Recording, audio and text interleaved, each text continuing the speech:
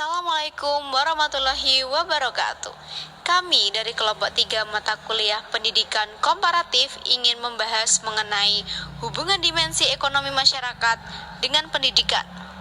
Dimensi ekonomi dalam masyarakat adalah salah satu aspek kehidupan yang mencakup cara produksi, distribusi, dan konsumsi oleh individu serta kelompok untuk mencapai kesejahteraan. Dalam ranah ekonomi, pendidikan dipahami sebagai suatu bentuk investasi pada sumber daya manusia atau SDM. Adapun tantangan yang dihadapi dalam hubungan ini, yang pertama keterbatasan anggaran.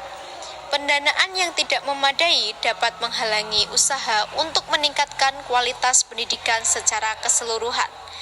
Anggaran yang terbatas dapat mengakibatkan kurangnya sarana, pelatihan, dan tenaga pengajar yang berkualitas di sekolah. Keterbatasan dana juga bisa membatasi pelatihan dan pengembangan bagi para guru sehingga kualitas pengajaran tidak dapat berkembang. Yang kedua, kesenjangan akses. Terbatasnya kesempatan untuk mendapatkan pendidikan yang baik, khususnya di lokasi-lokasi terpencil atau wilayah yang kurang sejahtera, dapat mengakibatkan perbedaan dalam pendidikan di berbagai daerah.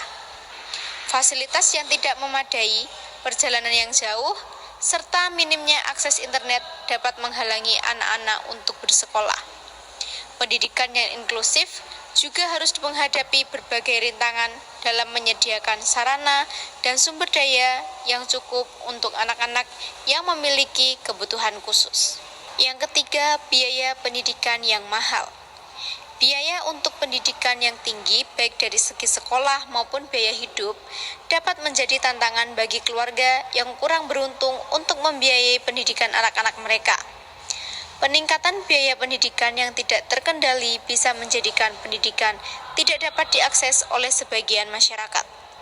Harga pendidikan yang mahal juga dapat berkontribusi pada tingginya angka siswa yang berhenti sekolah, terutama di kalangan anak-anak dari keluarga yang mengalami ekonomi sulit. Terdapat juga dampak kesenjangan ekonomi terhadap kesempatan pendidikan dan prestasi akademik siswa.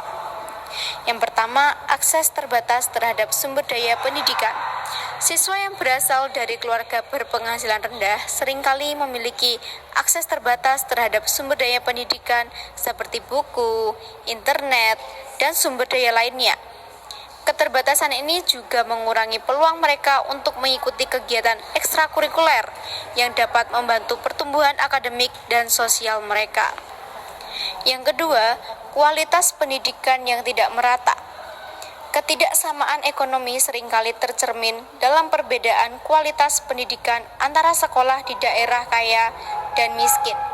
Sekolah di daerah kaya cenderung memiliki fasilitas yang lebih baik, guru yang lebih berpengalaman, dan program pendidikan yang lebih komprehensif. Sedangkan sekolah yang di daerah miskin seringkali kekurangan sumber daya dan tenaga pengajar yang cukup. Yang ketiga, partisipasi orang tua dalam pendidikan.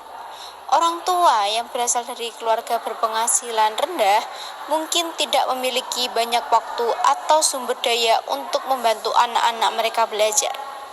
Siswa dapat menerima dukungan emosional dan akademik yang diperlukan untuk berhasil di sekolah jika mereka tidak terlibat. Yang keempat, keterbatasan dalam melanjutkan ke pendidikan tinggi. Untuk melanjutkan pendidikan ke jenjang yang lebih tinggi, siswa yang berasal dari keluarga berpenghasilan rendah seringkali menghadapi masalah keuangan. Mereka mungkin tidak dapat melanjutkan kuliah karena biaya, kebutuhan hidup, dan kurangnya informasi tentang bantuan keuangan. Pada akhirnya, ini akan membatasi peluang karir dan mobilitas sosial mereka. Dalam beberapa dekade terakhir, perbedaan antara siswa dari keluarga kaya dan miskin telah meningkat dalam kelulusan perguruan tinggi. Yang kelima, keterbatasan anggaran. Pendanaan yang tidak memadai dapat menghalangi usaha untuk meningkatkan kualitas pendidikan secara keseluruhan. Anggaran yang terbatas dapat mengakibatkan kurangnya sarana, peralatan, dan tenaga pengajar yang berkualitas di sekolah. Keterbatasan dana juga bisa membatasi pelatihan dan pengembangan bagi para guru, sehingga kualitas pengajaran tidak dapat berkembang. Studi kasus yang kami angkat dalam hubungan dimensi ekonomi masyarakat dengan pendidikan yaitu perbedaan realitas kebijakan kependidikan antara Indonesia dan Singapura yang berpengaruh signifikan terhadap kontribusi sektor pendidikan dalam pembangunan ekonomi. Singapura, sistem pendidikan terlihat terstruktur, inovatif, dan berfokus pada peningkatan kualitas sumber daya manusia atau SDM, yang menjadikan pendidikan sebagai faktor utama pertumbuhan ekonomi. Sementara itu, Indonesia masih menghadapi tantangan dalam mewujudkan pemerataan akses, efisiensi, pembiayaan, dan peningkatan mutu pendidikan supaya mampu berperan maksimal dalam mendukung kemajuan pembangunan ekonomi. Sekian dari kelompok kami, terima kasih sudah menonton, sampai jumpa lagi. Wassalamualaikum warahmatullahi wabarakatuh.